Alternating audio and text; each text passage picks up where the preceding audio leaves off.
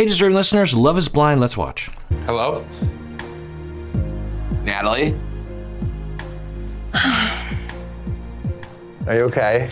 Okay, so last time we saw these two, he walked into the pod and said, "Who's this?" And then Natalie said, "Guess." And then Shayne guessed and said, "Oh, you're Shayna," which is the other person that he has been flirting with in a very different way, in a much more sexual way. And then, immediately Shayne was like, "Oh, this is Shayna, of course. This is great.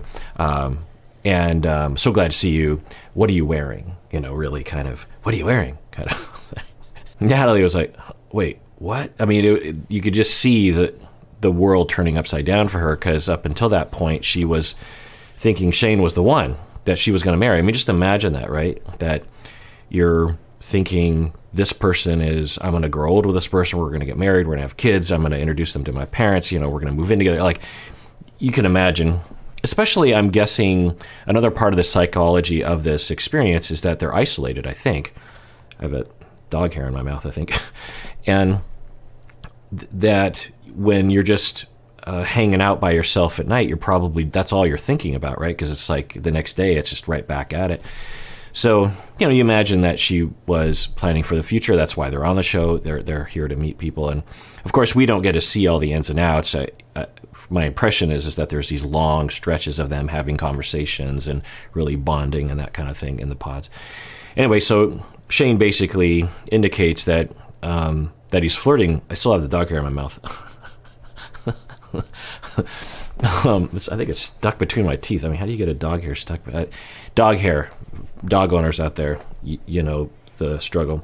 So for Shayne, he, I think, was mostly into Natalie, but liked flirting with Shayna, and was still probably like 70%, 30% at that point.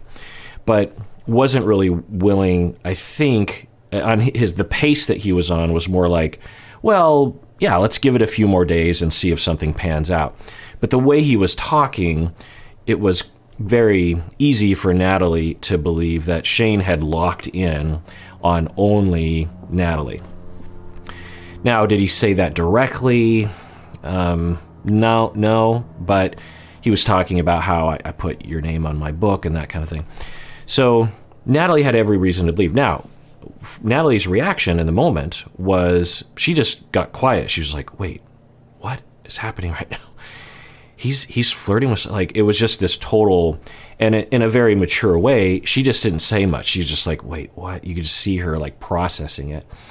And then Shayne starts to get frantic. I think because he's concerned about being rejected, he likes Natalie, but it kind of had a franticness to it that usually is accompanying a feeling of, I don't appreciate this, you know, like you're judging me wrongly. And so I don't know if he has traumas around it. He talks about how he's a self-identified tool.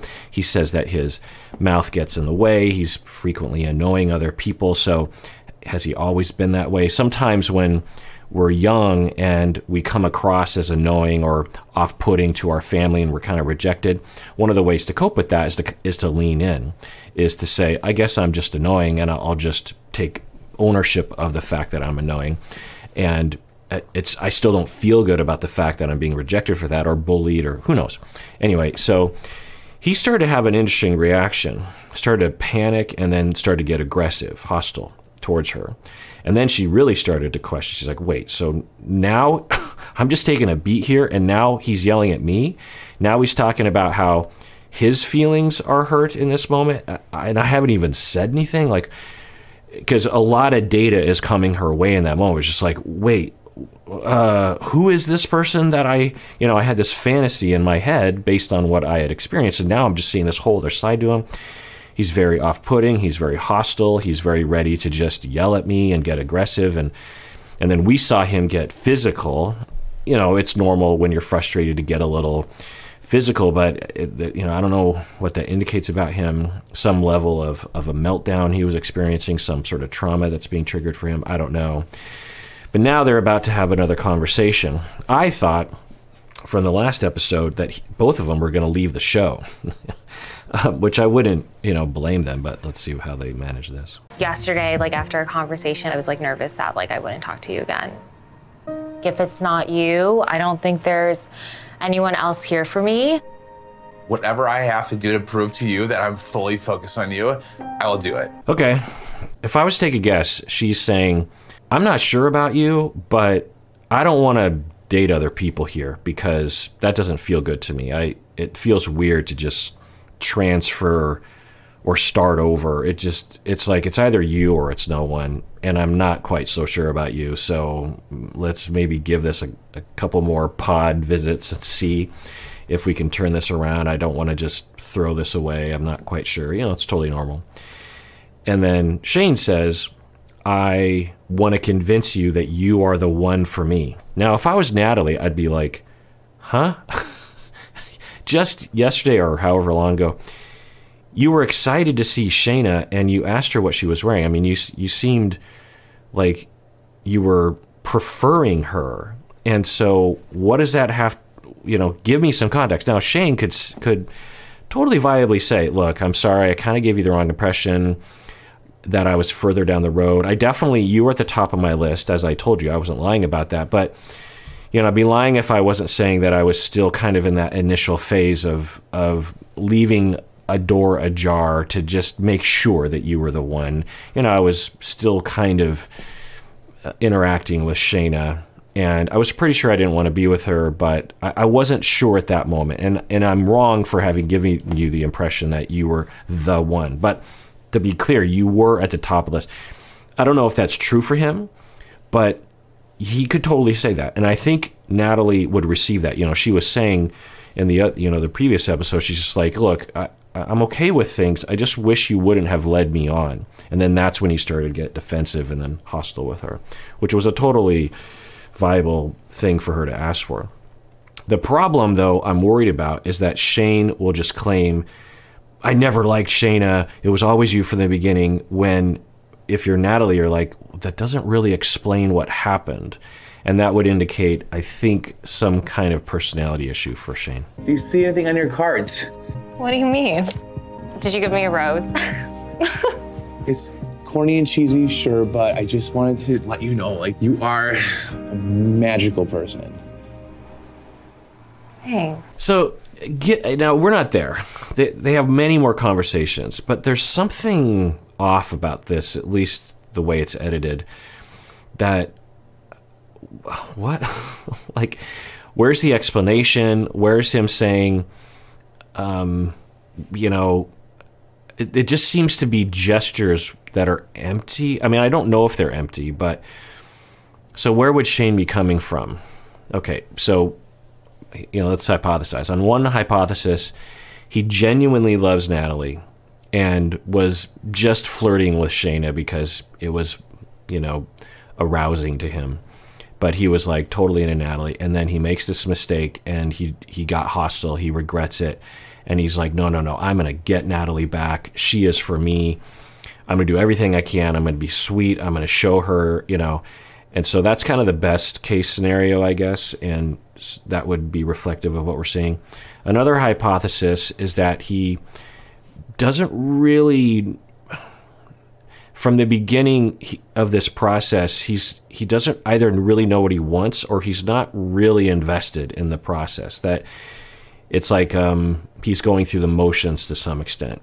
And if he could have it his way, he would just date and flirt and then meet someone and, date and flirt some more afterwards. But he's not necessarily really looking for the long-term partner. And so he was just playing along. And then that if that were true, and then when he gets rejected, he's like, well, I don't want to just blow out of the show. I do want to meet someone. I do want to continue, because, they all know that there's a second phase to this, that if they do get engaged, they go to apparently Mexico.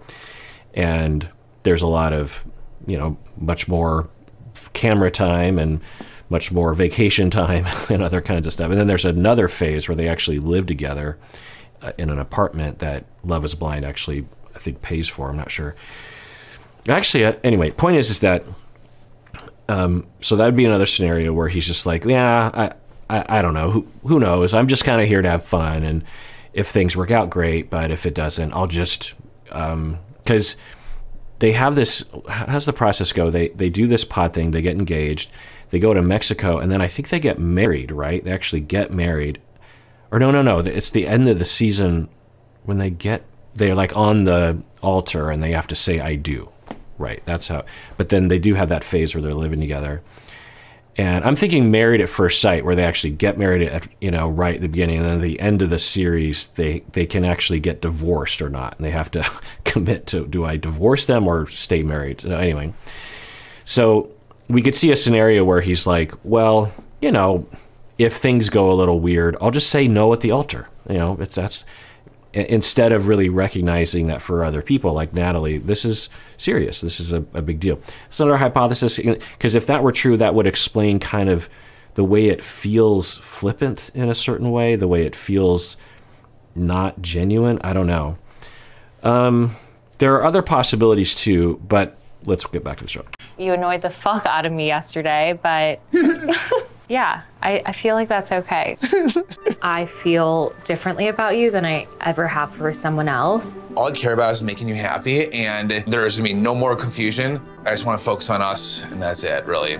Okay. So, Natalie knows him better than this. This is all chopped up and edited, so maybe there's more there. But if I were Natalie or Natalie's friend, I'd be like, ask him what was going through his head yesterday when he was super excited to see Shayna. Like, get some backstory there, because I think that would be a critical set of data to evaluate whether or not this is a person you want to be with.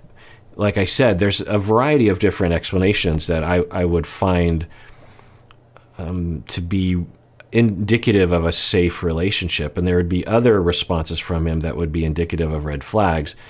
So maybe they'll get into it later. So question. Okay. Will you be my girlfriend? Yeah, of course. I mean, I'm guessing a lot of people are like yelling at their TV at Natalie and just like, Natalie, no, what are you doing?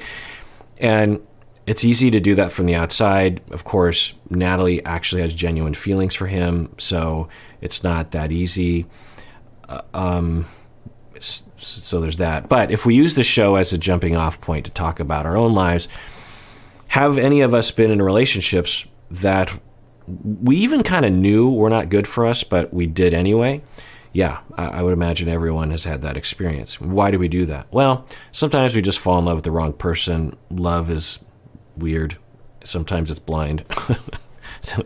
But there's that. Another thing that we will do is we can be inexperienced. When we're younger, we tend not to know ourselves or relationships or other people very well. So there's that. Another factor is through projective identification, we will recreate relationships from our past as a way of trying to correct for the past. We'll have some negative experience in our early relationships, and it'll become internalized and fraught in our psyche, and then we have this battle going on inside of us between those two sides, and then we will sometimes unconsciously, subconsciously recreate it by projecting one side onto someone else. So if I was to hypothesize, and this is extremely speculative and based on almost no data aside from the little bit we're seeing here, someone in Natalie's shoes could, in their past, have someone who was dismissive, who was shady, who was deceptive, who lied, who broke promises, who was not or periodically attentive to her, and it felt bad, and so she internalized that relationship. And then when she finds someone that seems to exhibit the possibility of that, it feels like love, but in reality, it's the desire to recreate that past relationship. And then, the reason why we watch these shows is to learn about ourselves. And and I've talked about this before, one of the ways you can really learn about your internalizations from your past that are still difficult for you in the present is if you have a pattern of relationships. If you look past at your past partners, like one exercise that I'll do with people is write out, identify your significant past partners, even if it was someone just for a few weeks, but someone that just feels like a significant someone that you really had a lot of feelings for and or long term, and then, you know, identify those people and then write out adjectives that describe them and maybe things that annoyed you about them. Well, it's not uncommon to have similarities between those partners that can go all the way back to when we were a child, and we were experiencing one of our parents or a caregiver or something. That certain qualities will become a pattern over time, that we had the original experience, and then later on we will unconsciously try to find someone that has those qualities because we're unconsciously trying to work out the past. We're trying to find it. We want to find someone that looks just like them to our past and have it go different this time so that we can correct the past. You know, that's one way of looking at it. There's other ways of looking at why we do that. But anyway, let's get back to the show. Did you have a date with Shayne just now? What? What happened? He asked me to be his girlfriend. Little shamps? So, just like that. So I don't think Natalie knows, or I guess she would know now, right? But anyway, so Shayne is like, so what happened, Natalie, with Shayne? And, oh, he asked me to be his girlfriend. You're Shayne, and you're like, well, has that ship sailed, or let's see what happens. The strongest connection, but I have feelings for Shayna too, yes. I have a romantic connection with both of them, 100%. I just need to know where they stand and how they feel about me. We're all coming out better regardless. Yikes. So he is still, which makes sense, because why would it be different? He still has feelings for Shayna. So why did you're leading on Natalie, unless we're missing something and they didn't show us the whole thing. He is absolutely leading on Natalie, which is interesting. And I think we're developing a profile of behaviors that we can start to clump together, but let's continue watching. What's up? So who's your second date with? Nanya. Nanya business. So I think that's some of that self-identified tool behavior coming to the forefront. It's just a prankster. I don't know if you caught it, but a friend of one of the other guys said, like, you know, who's top of your list? And he said Nanya, and the guy was like, Nanya who? Nunyo business. Ha ha ha ha ha ha. How you doing, honey? I'm good, honey. You're toots, not honey. Yeah, I'm your honey. I know, I fucked up. Are you in your comfy clothes? I am. What are you wearing? Oh my God, I'm wearing like these like men's like oversized. Ex-boyfriend men's stuff? Yep. Yikes. I mean, so what is happening? Because if he had a moment of clarity last night after almost losing Natalie, and he's like, oh no, I don't want to be with Shayna. Natalie's the one. And then he meets up with Natalie and says, you're the one, you're the one, you're the one. I don't have feelings for anyone else. You're my girlfriend. Here's a rose, da da da da. And I thought, you know, I thought, well, that's suspicious given that just yesterday you were extremely happy to see Shayna, but what do I know? Maybe it was just like a 3% sort of playful thing with Shayna. But then we hear in the interview and now with his behavior. So yikes. I mean, that's just straight up lying. That's just straight up deceiving someone. And I could hypothesize as to why he would do that, but yikes. Oh, you are so fucking hot. What's going on? Why are you holding back a little bit? I just don't want another failed engagement. I don't want to look stupid. You know what I'm saying? You're not gonna look stupid. So you don't need always just 100 reassurances. I just need like, just to see if like that you're in it. My goodness. I mean, so last season we saw Matt Barnett, who had 3 women who wanted him. And from my memory, he wasn't doing stuff like this. He was slightly leading them on, but this seems more extreme, doesn't it? And wow. I mean, so let's say you end up with Natalie. She's going to watch this and go, oh my God, you were lying to me the entire time. That's disgusting. What's wrong with you? Let's divorce. Because talk about a red flag. for it then or something. You know what I mean? You know I care. Like, of course I like you. But again, like, I'm not gonna play second fiddle to anybody. I get that. Trust me, I'm not stupid. I know that. Shayne. What? What was the conversation today? What do you mean? Natalie? She said that you asked her to be your... Okay, so, yikes. I mean, yikes. Does he not know that he's being filmed? Because he's on a reality TV show. Now, okay, so let's hypothesize. Hypothesis time. I need some sort of banner. There's one possibility that he's just extremely immature. I mean, when you're 10 years old, but you know, even 10-year-olds don't do stuff like this. Okay, so let's scrap that. He was raised in a way that he saw a lot of lying happening. And this happens a lot. If you know someone who tends to lie a lot, or at least in key moments where you're just like, oh my God, you lie very easily. Sometimes they were raised by people who lied a lot, to them directly and maybe to other people, and they just saw that. And because we learn our morality and we learn what's normal from our families. And some of you might be able to attest to this, that you emerge into the regular world and you realize, oh, my family's weird in this way. I think all of us probably have some elements of that. So there's that.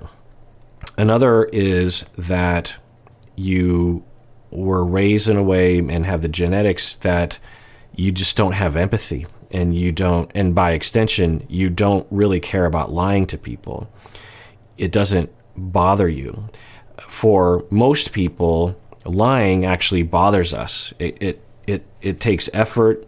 It makes us feel bad. It causes fear in us because we're worried about being caught in the lie. You know, we have a variety of negative feelings and associations from lying because we were taught that it was not okay to lie when we were younger, such that it's hard for us to lie. It makes it harder. In fact, you know, we study the brain, and for those who are not psychopaths, it takes a little bit more effort, a little bit more time, there's a little bit more of a delay when we're trying to lie, because we have to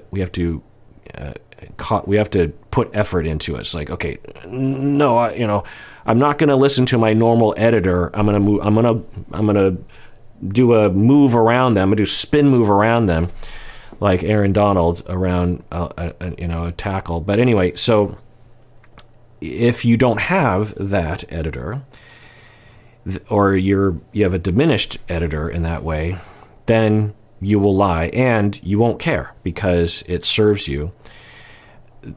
That would only be so none of these hypotheses might actually coincide. Another hypothesis is that he's not really here to meet someone to marry.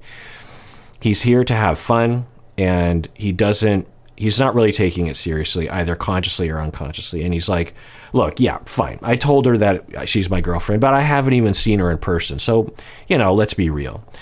I just want to have fun, and I want to continue to play this game. Another hypothesis is that he knows how to elicit, because there are 30, I think, people, and the show is massively focusing on him. Why? Because he is providing very provocative footage, and he might understand that, and he might say, well, that's what I'm here to do. I'm not really here to meet someone. I mean, maybe, but I'm actually here to further my career. I want to get on other reality TV shows. I want to have Instagram followers. And if you're a jerk face, it works, especially if you're a jerk face that two women are in love with, right? It just makes you look like you're hot stuff. So that's a possibility. I don't know if that's likely, but another possibility is that he has a hard time putting things together. He has a hard time understanding the big picture, and in the end, he won't get his needs met, and he'll be like, how come this happened? And everyone will know why it happened. I don't know. So let's see if we can get any data along these various different hypotheses lines. Girlfriend. Did you say those things to Natalie? I love these questions. No. I love these questions. Well, no, she made sure that she told me that you said that, by the way. Oh my God. Yeah. So regarding the last hypothesis that he has a hard time putting things together, this is a data point for that. I don't know if that's true, but the fact he knows that the women talk to each other. He talks with the men. He understands that. He also understands he's being filmed. And so Shayna, upon hearing that he asked Natalie to be, boyfriend, girlfriend, immediately Shayna's just like, hey, so did you ask her to be, boyfriend, girlfriend with you? And he seems surprised. He's like, oh, I love these questions. I'm so frustrated. And it's like, what did you think was going to happen? And so I guess add to another hypothesis that would sort of overlap with some others is that he's used to doing this, that he does this with other women and to meet his own needs, which is hard to imagine what needs you'd be meeting that way. And in his experience, he gets away with it. Why? Because he's not on a reality TV show and the women aren't conferring with each other. And so right now he's just like, how come this is happening? I mean, that seems to be what's happening. The other thing is that we can note is that, because just imagine, we've seen Nick and Danielle this far. Imagine if Nick were, and we just can't imagine him doing this, but just imagine if Nick were called out on this, or really several of the other men here. I think they would have a different reaction. I think they'd be like, oh my God. They'd be cringing in shame. He just seems to be annoyed. He's like, oh, he's exasperated. And then he's saying, and the ease at which he's just like, I love these questions. I love these questions. There's these subtle, hostile, passive statements of just like, hey, back off. I don't like these questions. And that is interesting because most people, when they're caught on a lie, especially a biggie like this, would have more outward shame about it. More just like, oh, yeah. And at least we're not seeing any evidence of that. Maybe it'll happen. I'm asking you a question. I know, but I'm like, who cares? I care. Why? Because I care. So this is when people start to bust out the word gaslighting, right? That it's not true gaslighting. Gaslighting is a term from domestic violence, intimate partner violence, clinical literature that is part of an ongoing relationship. It's not part of.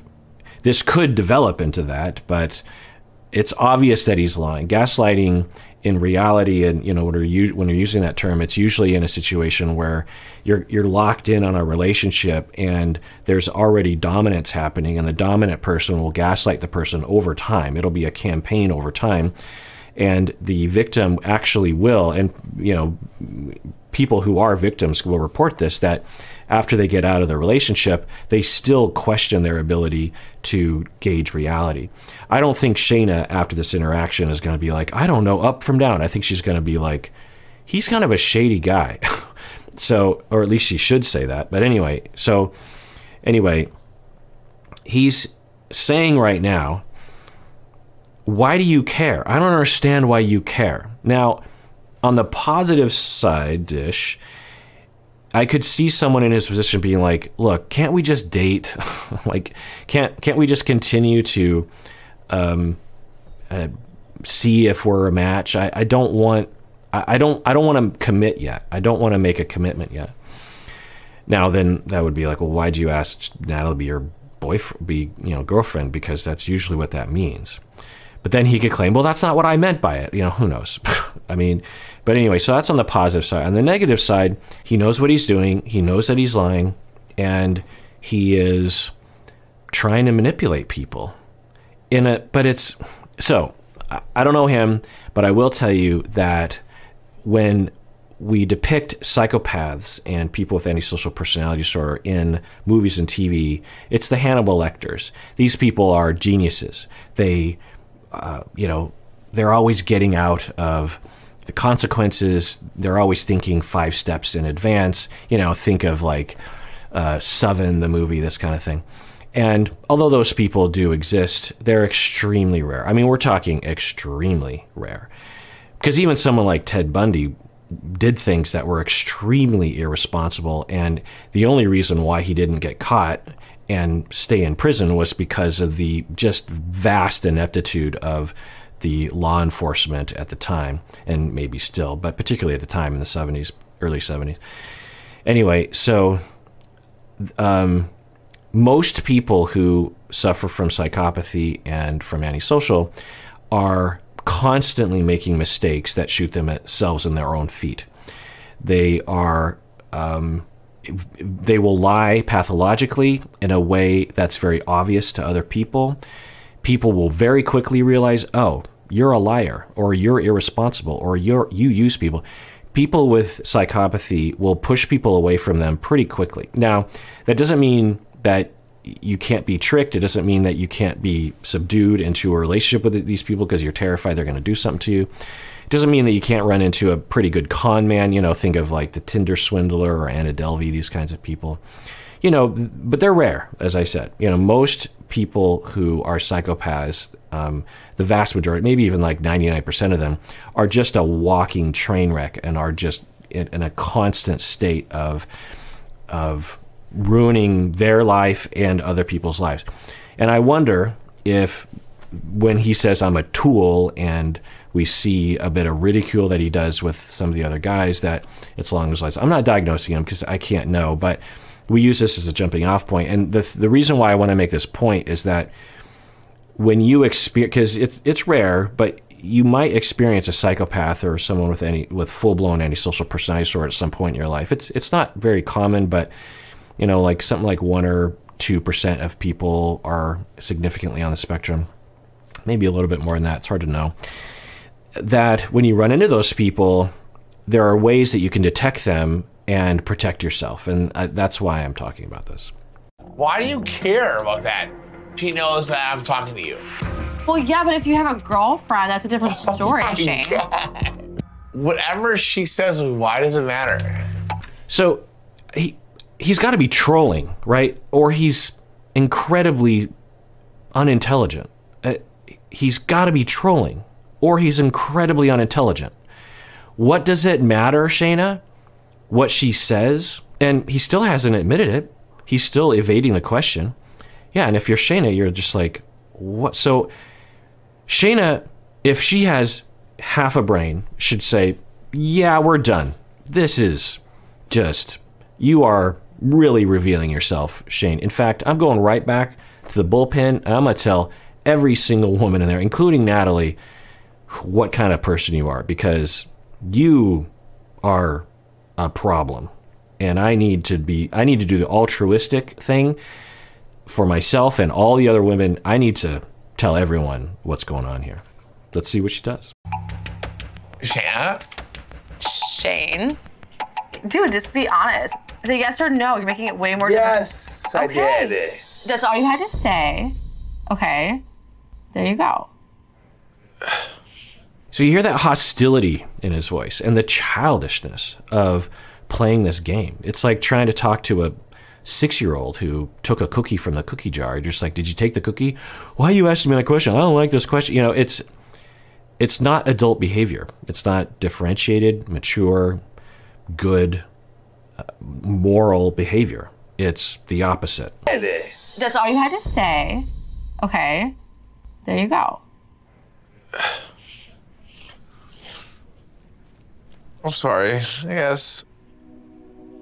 Is it over then or what? Is it over now or what? I think. So I'll add another hypothesis, actually, and this might actually be my primary one, and I can't believe I didn't think of it earlier, is he, as a self-described tool, and as someone who needs to go on a reality TV show in order, you know, because they often will talk about how it's been hard to meet someone, that he has experienced a lot of rejection in his life. Wait, we don't know, but let's just go with this. It's sometimes hard to imagine this with someone like Shayne, the way that he comes across, but we can't know what goes on in someone's history and also why they're acting now based on the past. But anyway, so let's just imagine you have someone who really is trying to get attention and love from other people, maybe even their own family, but in relationships as an adult or a teenager. And they're being rejected frequently, either right up front or soon after, or broken up with 2 years later. And they feel like no one's ever going to love them.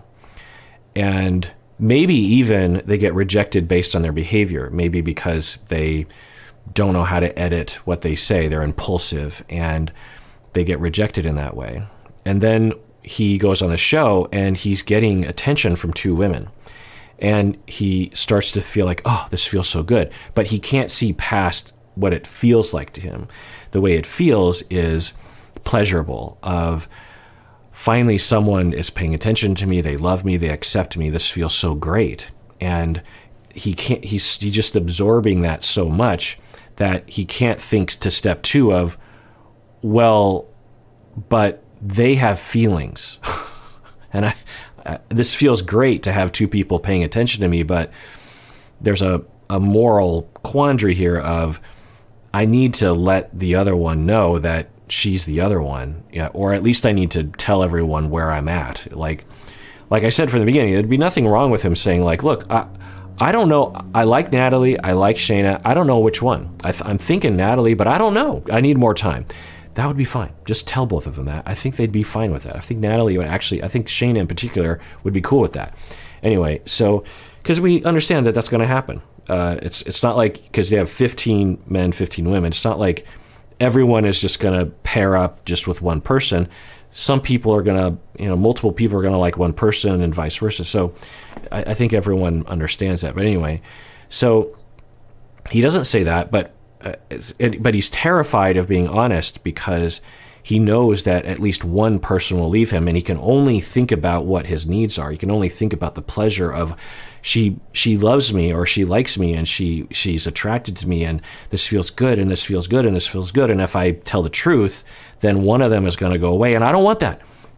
I want all of the love. So I think that would explain the childishness of it, the straight up lying, because he almost seems guilty in this moment. He almost feels ashamed of himself, like, yeah, so does this mean it's over? It's the way a kid would talk. If you have a girlfriend, yeah, that changes things, honey. Okay. Right. It's like talking to a 5th grader and saying, like, look, you have to share the Nintendo. You can't always play it for, you can't push your brother aside. You have to share. Okay.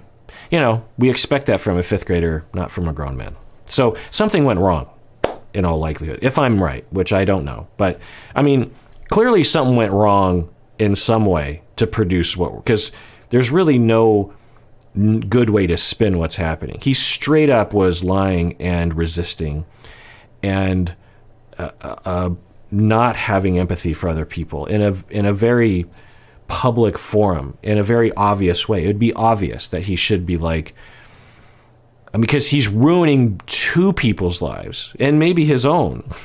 Like when Natalie finds out that, because if Shayna has any moral fiber, she should go right to Natalie and be like, look, I just got to tell you what happened. He did eventually tell, but I had to really pull it out of him. And he wanted to flirt with me. He was asking me what I was wearing. And so I don't want to ruin things for you, but I just feel like, woman to woman, you got to know that. And I won't judge you if you want to be with him, but I just feel like I got to tell you. So she should say that, and then Natalie, so he could potentially be ruining everyone's life. And something is getting in the way of him being able to recognize the path forward. I don't know what that is, but there's, something wrong there. I still adore you. And it's now, I don't know so maybe for Shayna, it's more of a playful thing. She doesn't really. The other thing I'll talk about is polyamory. I mean, we go on this assumption on this show that they're all monogamously oriented. There is a thing called polyamory, and the philosophy, and mine as well, is that some people are just born that way, or they emerge into adulthood oriented towards many loves. And there are some people that are totally fine with having multiple partners, and they're totally fine with their partner having multiple partners. And, listen to all my episodes on that topic, but it's a totally normal orientation and disposition. And monogamously oriented people like myself are also, normal. Both are normal. Both are represented when we actually look at human beings. So might Shayne and Shayna be both polyamory oriented? They definitely have a connection. They definitely like each other. But Shayne is like, but I also like Natalie and I'm fine with that. And maybe even he'd be fine if Natalie had someone else as well. And so anyway, it doesn't justify the behavior at all. You should tell people that sort of thing. But anyway, so then Shayna says, I still adore you. Okay. Okay, you can't do anything about your feelings, I suppose. It's interesting that she still would. I mean, why would you when someone is that much of a deceptive, shady, person? But okay, each to their own. And then he says, I hope so. I think that's what he says, something like that, something positive, like, oh, good, you still adore me.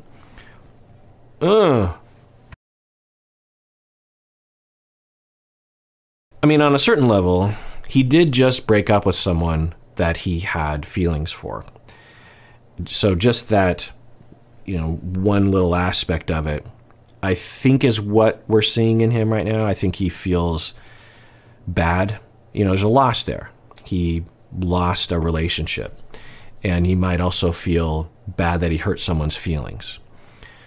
I think that's what we're seeing. And if so, then that indicates at least some moral fiber there. Or are we seeing someone who had two things and now lost one of his objects and is like, oh, or he now has to share his Nintendo with his brother? Is that, I don't know which one we're seeing. You make the call. Let me know in the comments below.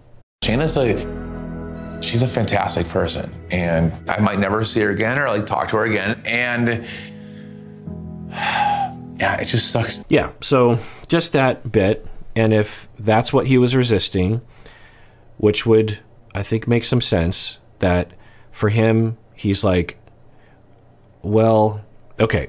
And I think I was hypothesizing, but maybe just to be more clear based on what we're hearing right now, he's like, I'm pretty sure I want to be with Natalie, but I have feelings for Shayna. It'd be totally fine. And he is like, so I don't want Natalie to be with anyone else because I'm pretty sure I want to be with her. But I like Shayna.